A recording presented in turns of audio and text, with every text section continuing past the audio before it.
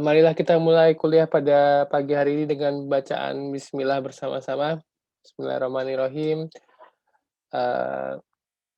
Terima kasih sudah mau join. Sambil menunggu teman yang lainnya, kita akan ngomongin tentang kritis film. Nah, sebelum saya mulai presentasi dari saya untuk materi pada pagi hari ini, saya ingin tanya, setelah 3 materi yang dilalui, dari kuliah apa kemarin, pakar, kemudian di YouTube dan sebagainya itu, teman-teman sudah memiliki gambaran belum tentang mata kuliah ini? Boleh salah satu jawab, boleh Dinda, boleh Cindy, boleh Melta, boleh Rofi, monggo. Jadi arah mata kuliah ini mau kemana? Sudah tahu belum?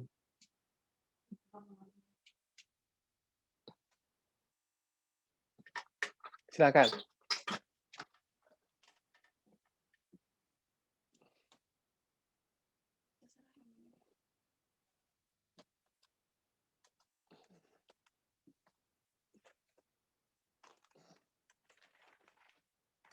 Woi, belum pada sarapan bagaimana nih? Diam-diam aja nih. Ya, teman-teman, jadi mata kuliah kritis film ini adalah kuliah yang mencoba buat mengkaji film dari sisi yang lain gitu. Jadi kalau untuk nonton film, teman-teman melihatnya sebagai media hiburan, kayaknya dari mata kuliah ini teman-teman sudah tidak bisa ke sana lagi. Teman-teman akan mengulik kenapa kok ambil contoh film paling baru apa ya? Apa Rof yang terkenal, Rof? Mariposa? Enggak. Apa ya? Apa? Drakor deh, drakor. Mata biasanya drakor apa? Vincenzo. Vincenzo ya, Jongki ya. Misalnya drakor nih, Vincenzo. Kalian akan melihat bagaimana maskulinitas seorang Son Joong Ki dalam menjadi profesi layar gitu. Kemudian bagaimana dominannya sosok pria di apa namanya di drakor itu. Bagaimana pula adanya produk-produk replacement seperti Kopiko segala macam, kalau nggak salah ada di Vincenzo. Saya belum nonton sih, nanti mau download drakornya. Itu ada di situ. Apa gunanya mereka apa namanya ada di situ, kemudian apa faedahnya juga memakai aktor lawyer yang dia tampan dan segala macam, kenapa nggak pakai yang seperti lawyer yang ada di Indonesia gitu, seperti itu. Nah, itu semua bersumber pada satu materi yang saya sampaikan ke hari ini, yaitu tentang jenis film. Di mana jenis film ini akan menentukan karakter seseorang. Saya yakin teman-teman punya mood boosternya masing-masing. Dalam artian ketika teman-teman menonton film, teman-teman pasti juga memilih gitu ya. Milih-milihnya adalah film mana yang harus saya tonton, film mana yang bisa saya skip gitu. Oke. Ya, inilah PPT-nya dan error nggak mau jalan. Gitu. Jadi teman-teman, pada pagi hari ini kita akan ngomongin tentang bagus Marinta, apa kabar? Bagus. Tentang apa namanya? Mana nih? Kelihatan nggak, teman-teman? Nggak kelihatan ya? Kelihatan, Pak. Tulisannya maksudnya? Wah, hebat sekali. Jadi jenis film itu adalah salah satu yang menentukan teman-teman itu menonton film. Percaya tidak percaya. Saat ini saya buat tahun 2019 dan masih relevan sampai hari ini. Nah, oke. Jadi di jenis film ini, teman-teman kelihatan nggak sih? Atau terlalu kecil? Jadi film itu secara umum dibagi 3 jenisnya ya.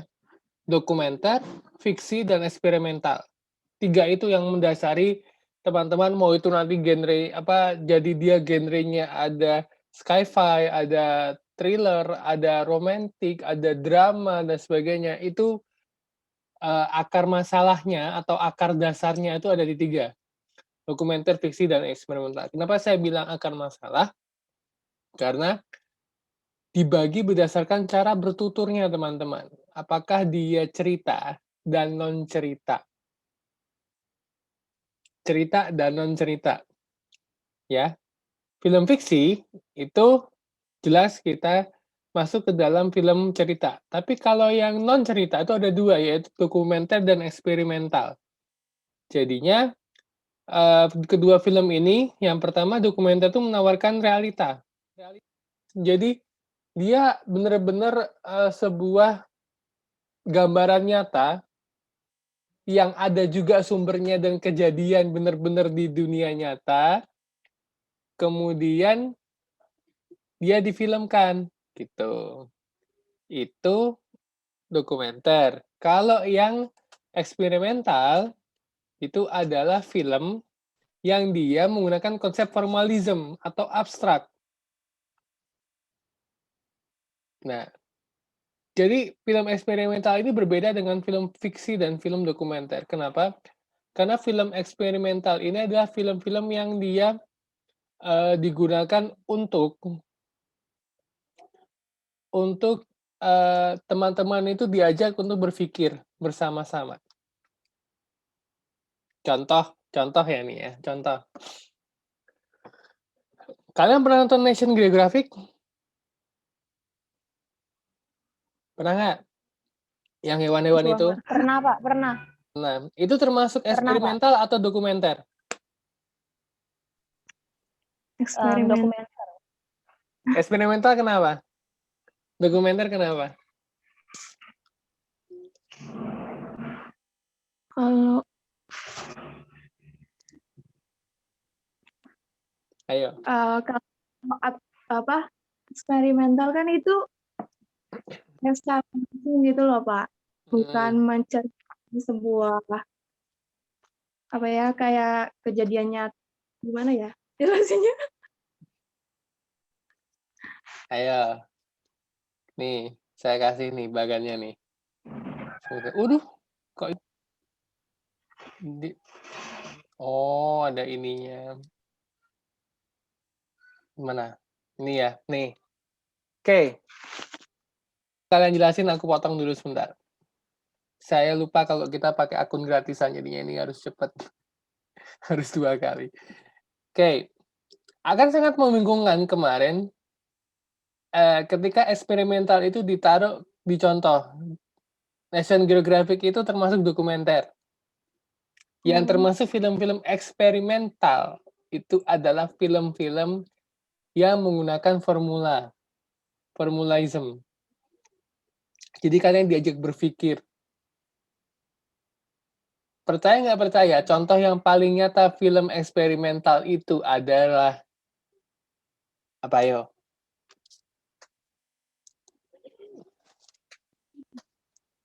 Oh, itu filmnya terkenal. Tapi nggak tahu generasi kalian pernah nonton nggak ya? Nah, yang paling baru deh. Ini apa namanya?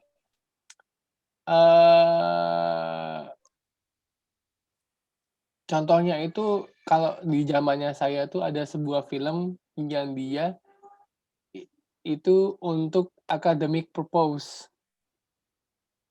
Gitu. Nah, kalau kita lihat dari 3 bagian ini kan ada irisan tuh. Jadi judul filmnya tuh apa sih? Lupa aku. Itu loh teman-teman. Agak membingungkan sih, tapi saya bisa menerima statement ini. Jadi filmnya tuh namanya adalah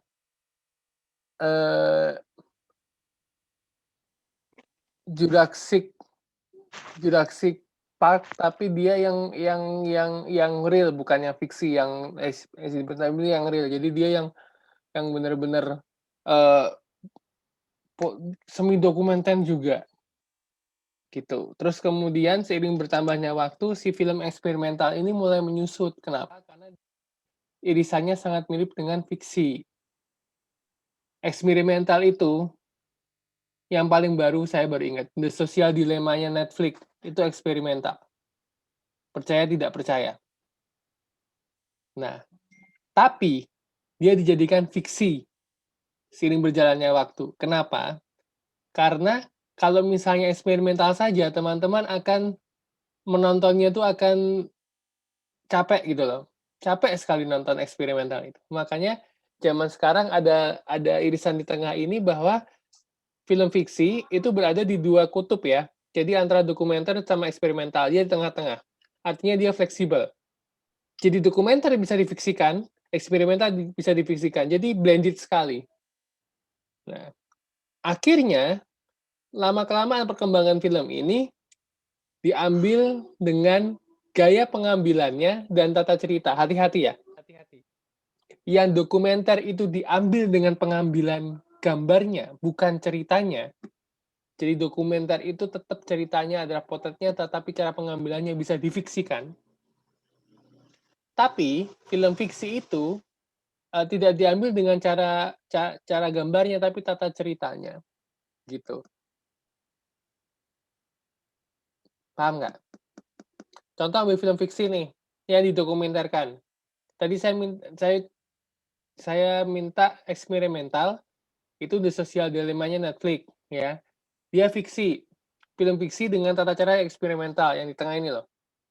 Nah, tapi kita diajak berpikir, sebenarnya The Social Dilemma itu ngomongin apa sih? Ceritanya kok seperti ini? Kenapa yang ngomong CEO-CEO papan atasnya dunia, pendiri Facebook, WhatsApp, kemudian monetize-nya YouTube dan sebagainya. Itu film fiksi dengan tata cara eksperimental. Tapi kalau film fiksi dengan gaya dan gambar dokumenter, contohnya apa? Film fiksi nih filmnya tuh fiksi, tapi dengan gaya pengambilan gambar dokumenter. Gampang banget.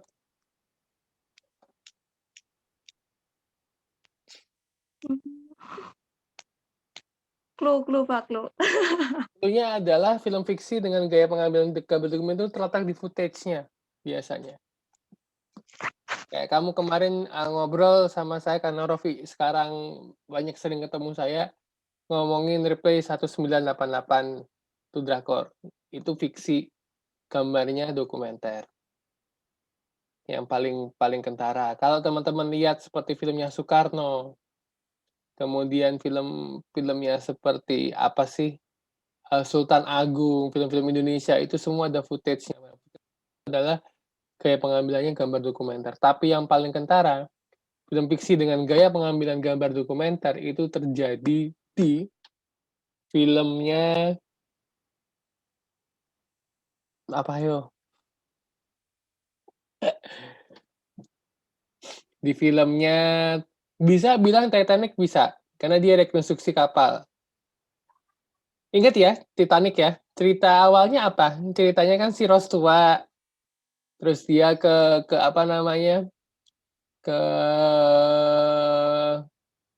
kapal ini loh ditemuin The Heart of Ocean, kalungnya, terus dia cerita, dia rekonstruksi ulang, itu adalah film fiksi dengan gaya pengambilan dokumenter. Mudahnya di situ. Nah, teman-teman, jadi itu kenapa ini kayak gini lagi? Ada pertanyaan sampai sini? Ada pertanyaan sampai sini? Paham ya? Sampai sini paham ya? Poinnya. Nah, oke, kita lanjutkan. Jadi, kita ngomongin film dokumenter dulu. Jangan dipikir dokumenter tidak punya tokoh ya. Dia ada protagonis, antagonis, dan ada konfliknya, seperti halnya film fiksi. Jangan pernah dipikir film dokumenter hanya potret. Kalian tetap harus menceritakan plot sesuai dengan fakta. Ya, jadi benar-benar otentik, merekam peristiwa yang sungguh-sungguh terjadi.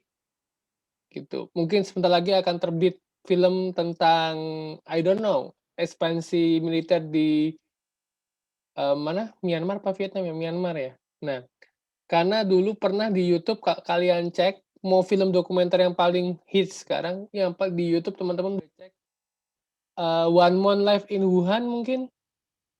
That's film dokumenter. Pernah ya? Yang awal pandemi itu ada namanya, 30 Months atau One Month, 30 Days Life in Wuhan di search saja di YouTube, itu adalah salah satu film dokumenter yang paling hits masa sekarang. Nah, jadi, dia tuh kenapa sih, dia tuh banyak film dokumenter ini diciptakan untuk tujuannya macam-macam, menyampaikan informasi, berita, investigasi, bahkan menyampaikan ketimpangan ekonomi politik atau propaganda serta kerusakan lingkungan. Seksi Killer dokumenter, yang tambang itu. Itu ya. Jadi yang mau saya highlight di sini adalah, bahwa film dokumenter tetap memiliki tokoh, cuman, tidak memiliki plot, namun struktur. Jadi ceritanya itu kan, tapi distrukturkan. Jadi pertama kamu mau nge-shoot yang mananya nih, yang awal mula dia bermasalah, kemudian dia jadi masalah, kemudian konklusi dari kamu apa? Apa kamu menciptakan fakta 1, fakta 2, fakta 3 secara berurutan, itu film dokumenter. Plotnya di situ.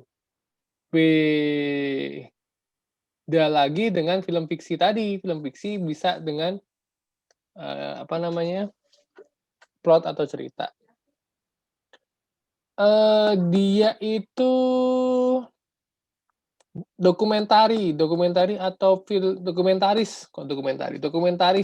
terkenal di Indonesia itu ada Des Alwi, Yasir Marzuki, Tia Peransi. Kalau mau teman-teman cek filmnya di YouTube banyak film-film dokumenternya beliau.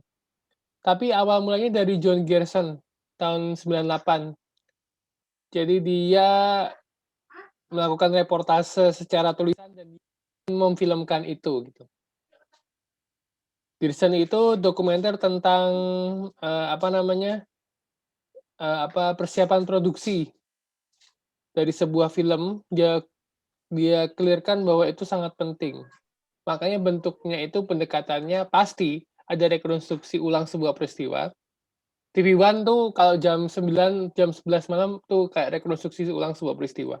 Ngomongin tentang 65, ngomongin tentang reformasi, ngomongin tentang apa namanya, kenapa Soekarno-Hatta melakukan, proklamasi di saat-saat Indonesia berkecamuk dan sebagainya, itu rekonstruksi ulang sebuah peristiwa. Kemudian menyajikan fakta itu clear untuk pendekatan film dokumenter. Terakhir adalah bentuknya investigasi seperti yang dilakukan Seksi Killer. Invest dia. Jadi, tadi ya, kita ngomong dokumenter, dia tidak ada plot tapi struktur. Kemudian dia punya tokoh. Kemudian pendekatannya ada 3, itu fakta, rekonstruksi ulang, sama bentuknya investigasi. Itu dokumenter. Makanya di penelitian saya tentang film dokumenter ini, saya pernah menulis tentang fakta bahwa Food Inc. itu di Amerika, jadi dia industri makanan gitu ya, tidak memenuhi standar kesehatan bagi lingkungan maupun orang yang mengkonsumsinya, intinya itulah. Terus kemudian, teman saya yang kemarin ngisi di, apa namanya, pertemuan pertama, dia meneliti tentang The Cove. Jadi kalau teman-teman, apa namanya, di YouTube itu nyari pembantaian lumba-lumba di Teluk Taiji, Jepang, itu benar-benar terjadi. Jadi, kalau saya nonton miris sih.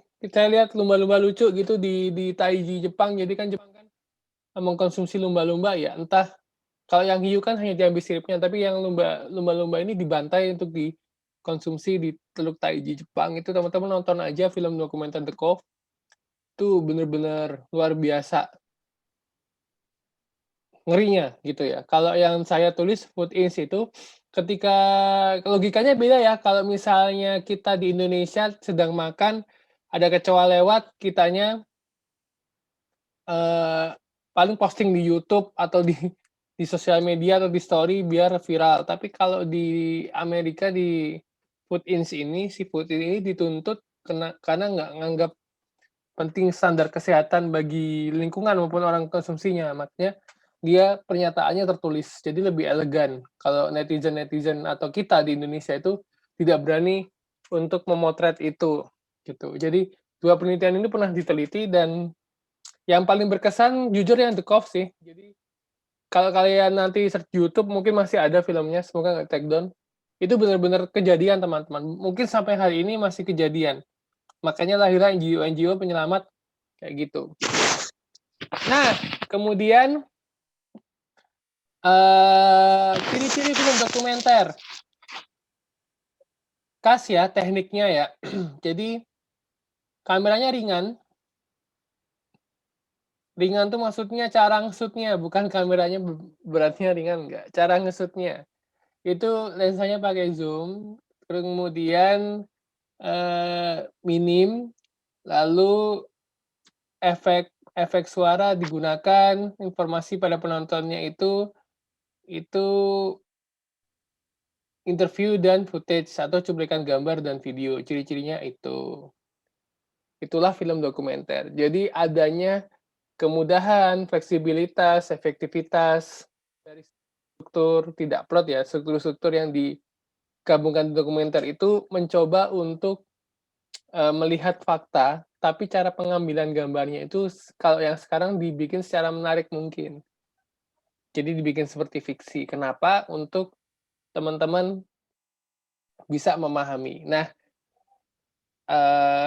oke gitu, itu film dokumenter, nanti aja saya ngomong. Kemudian film fiksi. Film fiksi ini kalian sudah lihat berkali-kali ya. Independen tahun 1960 itu film fiksi pertama yang independen, apa namanya, jadi dia itu tekniknya dokumenter tapi dia fiksi gitu.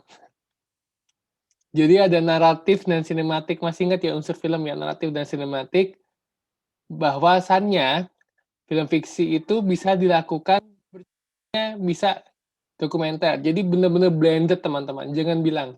Pernah nonton Jason Bourne atau Captain Phillips? Captain Phillips lah, filmnya Tom Hanks. Pembajakan di kapal.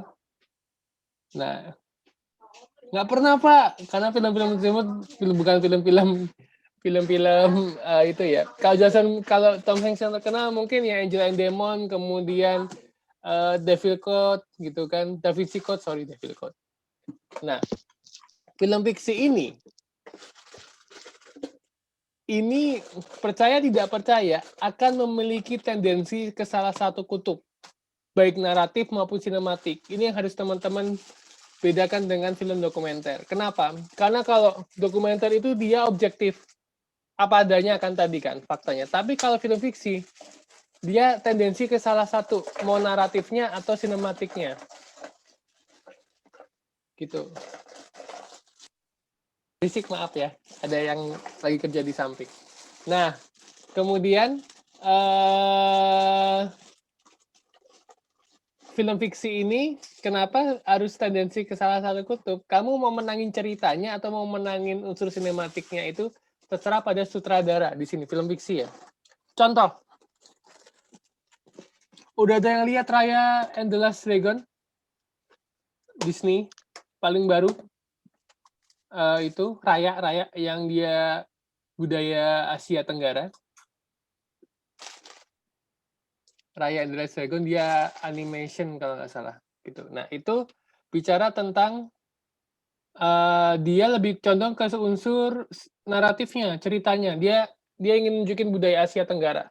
Tapi untuk ke sinematiknya, sorry. Jadi nunjukin batik, nunjukin kebudayaan. Nah, makanya film-film fiksi itu pendekatannya ada biografi, dokudrama, transisi fiksi, sama found footage. 4 ini yang jarang diketahui oleh teman-teman. Bohemian Rhapsody itu termasuk film fiksi, tapi dia pendekatannya dengan transisi fiksi dokumenter. Biografi masuk ke Bohemian juga. Kalau Raya tadi dia termasuk ke found footage-nya. Kenapa? Karena ada budaya di sana. Jadi salah satu unsur pasti dimenangkan. Dia unsur sinematiknya bagus, tapi ceritanya nanti dia seperti yang sudah-sudah Bener teman-teman, cerita Disney itu yang sudah-sudah. Jadi dari tahun Lion King 93 sampai hari ini ceritanya sama. Satu, plotnya itu dia pasti akan ada kasus, orang tuanya mati, ada alasan buat bertahan hidup, kemudian dia happy ending. Udah gitu. Dari The Lion King sampai hari ini. Makanya film fiksi ini pasti pendekatannya condong ke salah satu. Terakhir, film eksperimental. Nah, film eksperimental itu pakai struktur, intinya itu ya. Jadi ada ide, emosi, serta pengalaman mereka. Nah, apa yang jadi contoh film eksperimental? Gampang, film-film tentang cyberpunk. Itu juga termasuk dalam film eksperimental yang mengajak kita berpikir, selain tadi di social dilemma, cyberpunk itu seperti Ready Player One, kemudian film-film yang Alita, The Battle Angel, itu film eksperimental dengan cara pengambilan fiksi. Karena dia ide emosinya pengalaman batin mereka itu masuk di sana. Gitu teman-teman. Itulah jenis film 3. Asik ya? Dah, gitu aja. Ada pertanyaan sampai sini?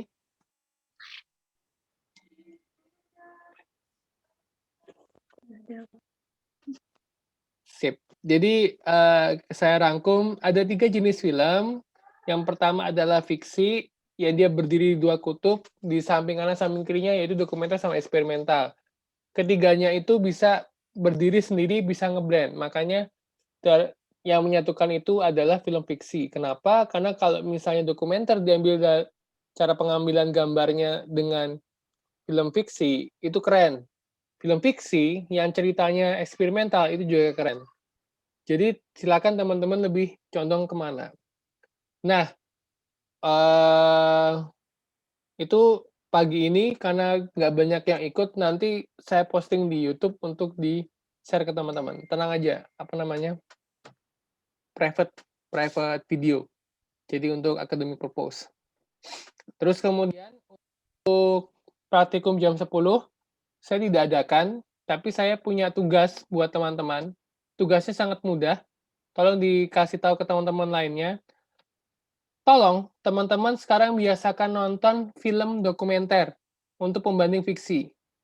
Tadi ada The Cove tentang pembantaian lumba-lumba, kemudian kalau belum nonton Seksi Killer nonton lagi, itu semua ada di YouTube. Luangkan waktu teman-teman buat nonton film dokumenter, nggak ngumpulin tugas apa-apa ya, tugasnya cuma nonton doang. Dan nggak akan saya tanya feedbacknya. Kayaknya gitu. Tapi yang saya minta dari teman-teman nonton film dokumenter itu teman-teman tahu bahwa kemungkinan besar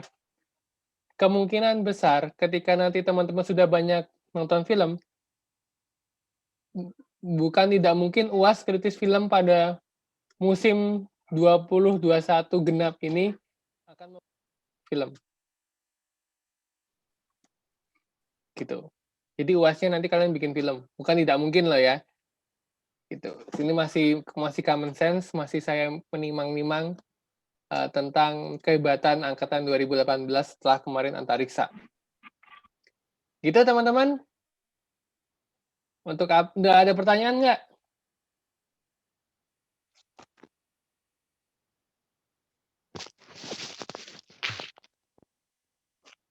Ada pertanyaan? Kalau Ainun Habibie itu masuk ke apa? Fiksi. Tapi dia pakai footage. Dia masuk fiksi. Mau Ainun Habibie 1, 2 fiksi, tapi dia dirusak dengan produk replacement. Mana ada zaman dulu Gary Salut atau Gary Coklatos di sana.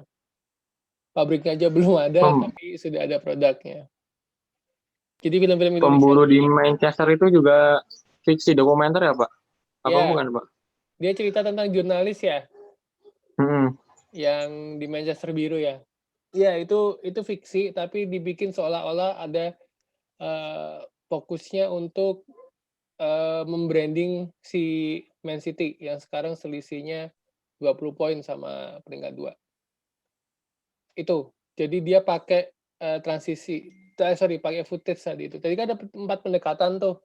apa namanya, fokusnya dokudrama, footage, sama dia itu. Nah, film fiksi itu diambil pendekatannya dari situ, untuk dia nge-blended sama dokumenter itu. Biasanya sinias-sinias tuh nggak mau repot, makanya dia pakai footage. Kalau teman-teman nonton film based on true story gitu kan, biasanya ada gitu, yang sempet happening gara-gara latar belakang muncul di Indonesia itu, ada footage, ada foto-fotonya di belakang sebelum credit title gitu-gitu, itu pakainya footage. Ainun Habibie, Pemburu di Manchester Biru itu termasuk pakai footage semua ya, gitu. Jadi, itu. Kalau yang bener-bener mau dokumenter, Seksi Killer dokumenter. Happening kenapa? Karena dia memunculkan fakta-fakta nama-nama besar pada saat Pilpres. Jadi momentum sinias menggunakan itu juga penting. Kerusakan lingkungan dan sebagainya. Kalau di Indonesia itu. Seru kalau buat film dokumenter. Oh iya, terakhir. Kenapa saya suruh nonton film dokumenter? Tolong tonton film dokumenter Bapak pas kuliah. Judulnya Arema Agama Kedua ya. Nah, kalian akan tahu betapa rusaknya saya dulu di Malang gitu ya, buat film dokumenter gitu. Kalau nggak pandemi, teman-teman udah tak kirim ke daerah mana buat film dokumenter di mana gitu, dengan budget sendiri. Dulu waktu tugas kuliah kritis film, saya dan teman-teman ke Malang membentuk dokumenter Arema Agama Kedua. Tonton aja di YouTube, semoga ada. Gitu ya. Nah, itulah film dokumenter gitu. Oke, karena tinggal 2 menit, ada lagi?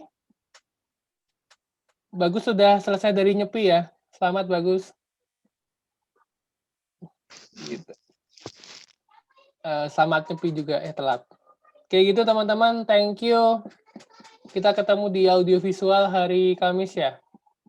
Terima kasih sekali, kurang lebihnya saya mohon maaf. Kita akhiri dengan bacaan alhamdulillah bersama-sama. Alhamdulillah. Terima kasih Dinda, Cindy, Bagus, Munif, kemudian Melta. Thank you, sehat-sehat semuanya pokoknya ya. Oke. Udah gitu. Saya akhiri. Assalamualaikum warahmatullahi wabarakatuh.